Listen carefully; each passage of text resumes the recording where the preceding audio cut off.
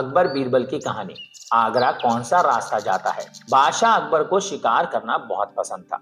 एक बार की बात है, बादशाह अकबर अपने सैनिकों के साथ शिकार पर निकले। शिकार करते करते वो इतने आगे चले गए कि वो अपने दल से छूट गए। उनके साथ बस कुछ ही सैनिक रह गए थे। अब शाम होने को थी और सूरज ढलने वाला था। साथ ही अकबर और उनके साथ के सैनिकों को भूख भी सताने लगी। काफी दूर निकल आने पर बादशाह अकबर को यह एहसास हुआ कि वो तो रास्ता भटक गए हैं। वहाँ आसपास कोई नजर भी नहीं आ रहा था जिससे रास्ते के बारे में पूछा जा सकता था। थोड़ी दूर और चलने पर उन्हें एक तिराहा नजर आया। बादशाह को ये देखकर थोड़ी खुशी हुई कि चलो, इनमें से कोई ना कोई रास्ता राजधानी तक तो जाता ही होगा। लेकिन सभी इस उलझन में थे कि किस रास्ते पर चला जाए।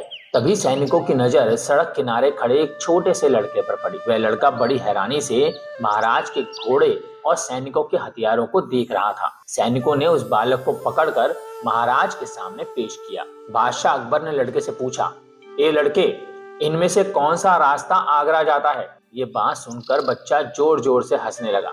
यह देखकर राजा को बहुत गुस्सा आया, लेकिन उन्होंने शांत भाव से उससे उस हंसी का कारण पूछा। लड़के ने जवाब दिया, ये रास्ता चल नहीं सकता है तो यह आगरा कैसे जाएगा। आगरा पहुंचने के लिए तो आपको खुद ही चलना पड़ेगा। महाराज उस लड़के की सूझबूझ को देखकर चकित रह गए।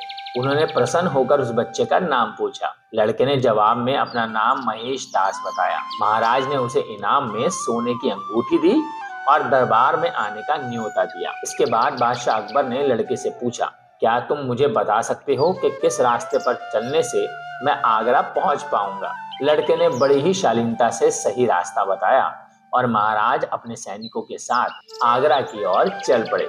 यही लड़का बड़ा होकर बीरबल के नाम से प्रसिद्ध हुआ और बादशाह अकबर के नवरत्नों में से एक कहलाया।